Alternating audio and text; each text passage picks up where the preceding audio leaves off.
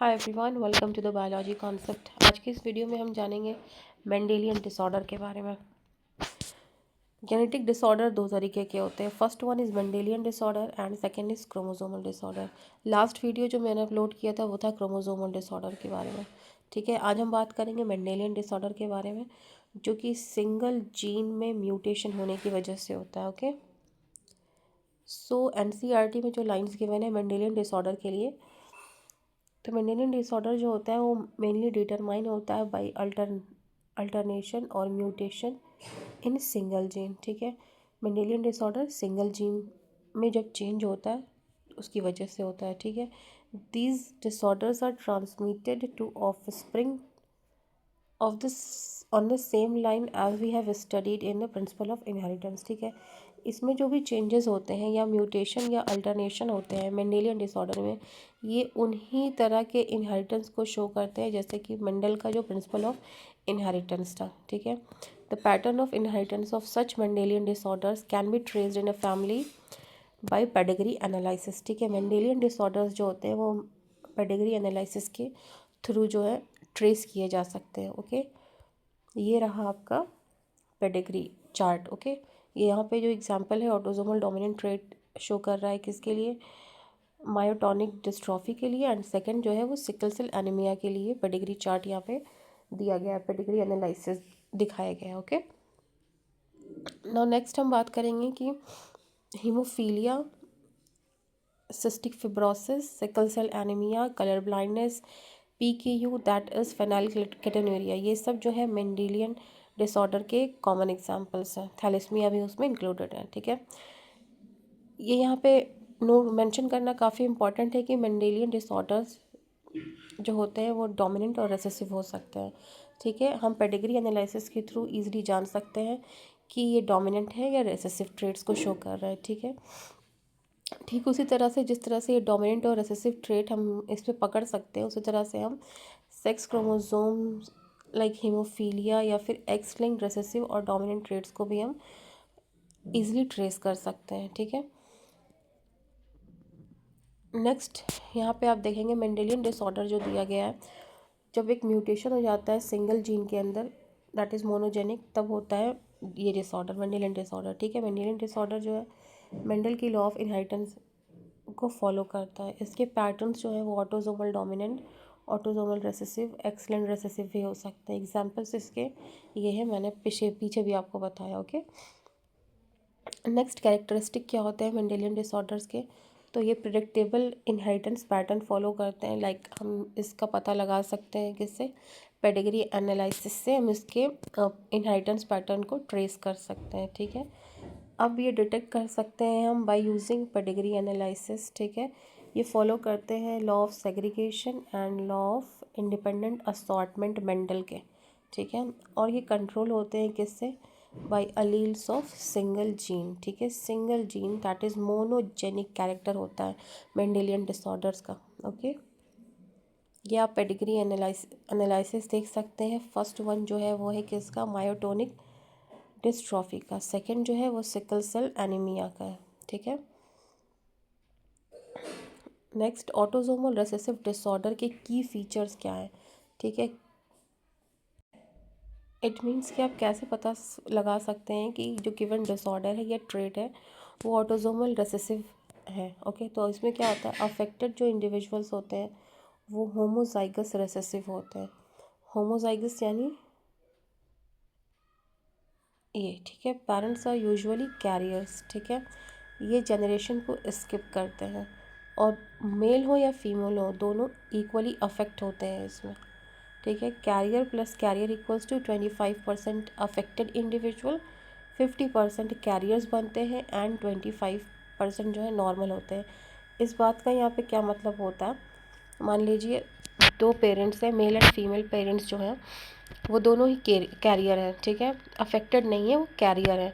तो जब इन दोनों के ऑफ स्प्रिंग्स आएंगे तो उनमें से 25% जो होंगे ऑफ स्प्रिंग्स या प्रोजनी जो भी कह लीजिए आप, वो 25% अफेक्टेड रहेंगे, 50% कैरियर्स रहेंगे एंड 25% नॉर्मल रहेंगे। ठीक है, ये सारे फीचर किसके हैं, ऑटोसोमल रिसेसिव डिसऑर्डर के हैं।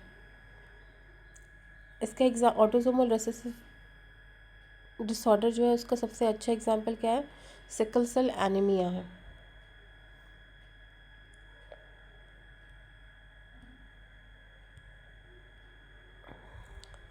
सिकल सेल एनीमिया का कॉज क्या है, पॉइंट म्यूटेशन हो जाता है बीटा ग्लोबिन जीन के हीमोफीलिया में, ठीक है।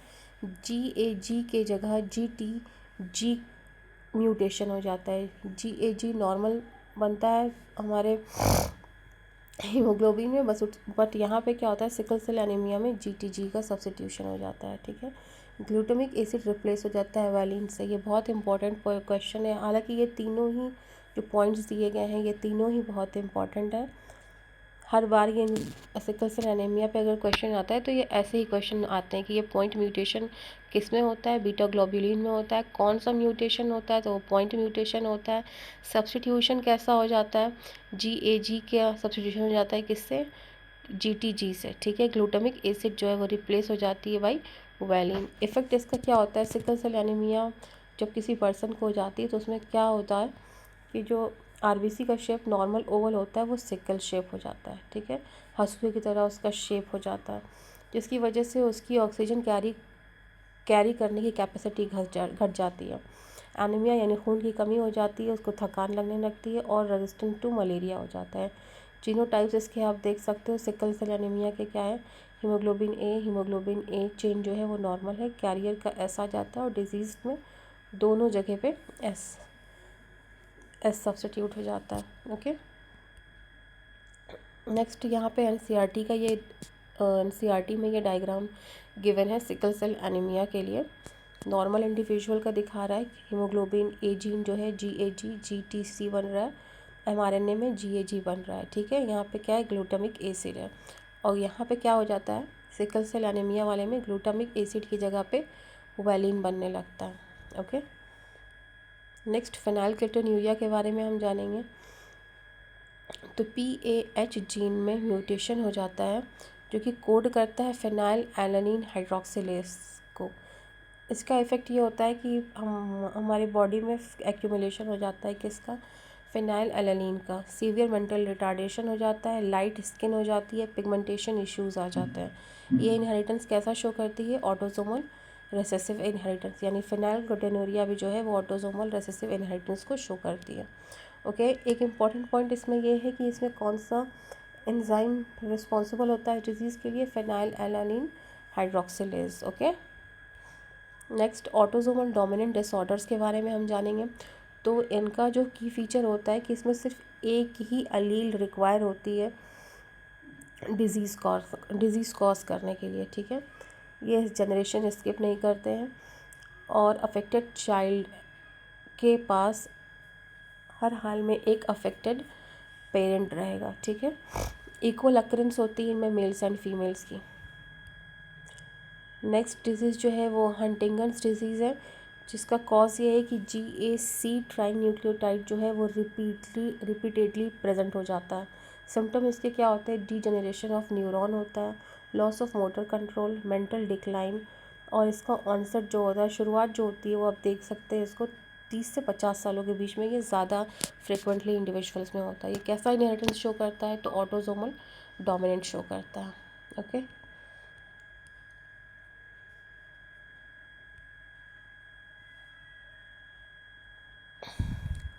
ये क्वेश्चन भी बहुत कॉमनली पूछा जाता है कि सिकल सेल एनीमिया है या फिर थैलेसीमिया है या फिर हंटिंगन्स डिजीज़ है, ये किस तरह का इनहेरिटेंस शो करती है, तो ये कैसा इनहेरिटेंस शो कर रहा है, ऑटोसोमल डोमिनेंट कर रहा है, okay. Next x linked recessive disorders के की फीचर क्या है। एक्स लिंक्ड रेसेसिव के डिसऑर्डर्स जो है वो मोर कॉमन होता है मेल्स में, ठीक है। फीमेल्स टिपिकली कैरियर्स होती हैं। No father to son transmission, carrier mother जो है वो 50% अफेक्टेड चिल्ड्रन बनाती हैं, ठीक है। इस एक्स लिंक्ड रेसेसिव डिसऑर्डर का सबसे इम्पॉर्टेंट पॉइंट क्या है, ये मेल्स में कॉमन होती हैं, फीमेल्स इनकी कैरियर होती हैं। फादर से सन का ट्रांसमिशन नहीं होता, ओके। और कैरियर जो मदर्स होती हैं वो 50% अफेक्टेड सन को बनाती हैं। नेक्स्ट हम बात करेंगे हीमोफीलिया के बारे में। तो इसका कॉज ये होता है कि क्लॉटिंग फैक्टर 8 में म्यूटेशन हो जाता है, नहीं, म्यूटेशन होने की वजह से क्लॉटिंग फैक्टर 8 की डिफिशियंसी हो जाती है। इसके सिम्टम्स क्या होते हैं कि अगर किसी पर्सन जो कि हीमोफीलिया से अफेक्टेड है, उसको कहीं कट लग जाता है तो उसकी ब्लीडिंग रुकती नहीं है, एक्सेसिव ब्लीडिंग होती है, इंटरनल ब्लीडिंग इन जॉइंट्स, ठीक है। इनहेरिटेंस इसका कैसा होता है, एक्स लिंक्ड रेसेसिव होता है। हीमोफीलिया का भी ये क्वेश्चन बहुत आता है कि हीमोफीलिया कैसा इनहेरिटेंस शो करती है, तो वो क्या होती है, x linked recessive inheritance show करती है, ठीक है। कौन सा फैक्टर इसमें अफेक्ट होता है, फैक्टर हीमोफीलिया फैक्टर 8 होता है, ठीक है।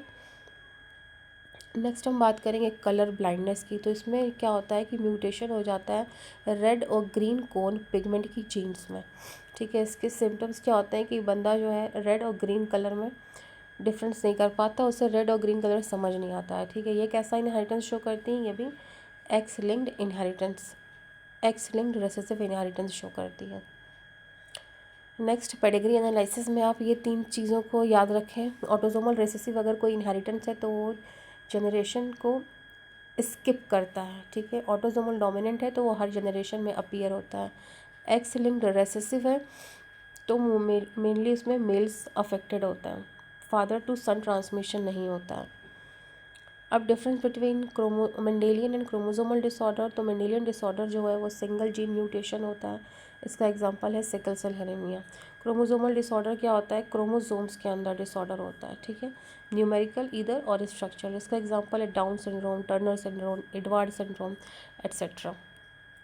नेक्स्ट नीट के पॉइंट ऑफ व्यू से अगर आप जानें तो सिकल सेल एनीमिया में क्या होता है, जी की जगह जी बनने लगता है, ठीक है। ग्लूटामिक एसिड का रिप्लेसमेंट हो जाता है वैलिन से, ठीक है। फिनाइल केटोन्यूरिया में क्या होता है, फिनाइल एलानिन के मेटाबॉलिज्म में डिफेक्ट आ जाता है, जिसकी वजह से ये हमारे बॉडी में एक्यूमुलेट होने लगता है और अल्टीमेटली प्रॉब्लम कॉज करता है, मेंटल रिटार्डेशन होता है। कलर ब्लाइंडनेस एक एक्स लिंक्ड रिसेसिव ट्रेट है। हंटिंगन्स डिजीज़ जो है वो ऑटोसोमल डोमिनेंट ट्रेट है। आई होप आपको ये वीडियो यूज़फुल लगे, तो आप प्लीज़ इसे लाइक शेयर एंड सब्सक्राइब करें। Thanks for watching.